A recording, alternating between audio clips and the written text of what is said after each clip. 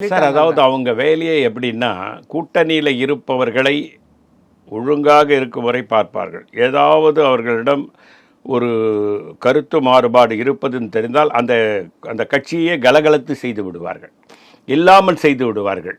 இது அவர்களுடைய வழக்கமாக வைத்து கொண்டிருக்கிறார்கள். இதை தொடர்ச்சியாக நாம் பார்த்து கொண்டிருக்கிறோம். எல்லா இடங்களிலும் நீங்கள் பார்த்தீங்கன்னா, இப்போது மும்பையில் நம்ம உத்தம் தாக்கரே கிட்டேருந்து ஒரு கட்சியை பிரித்து வந்தாங்க. அவரை முதல் மந்திரியாக்குறாங்க.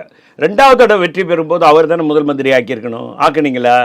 உங்கள் கட்சியை சேர்ந்த பட்னவிஸை நீங்கள் முதல்வர் ஆக்குனீங்க. இப்படி தான் இன்றைக்கி நிதிஷ்குமார் அங்கே இருக்கார்.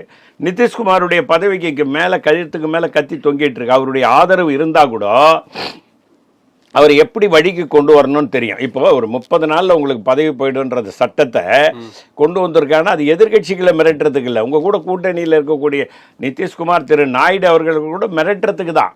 இதை அவங்களுக்கு கைவந்த கலையாக வச்சிருக்கிறார்கள். இந்த சர்வாதிகார போக்கு பிஜேபி கிட்ட இருக்கிறது என்பது யதார்த்தமான உண்மை.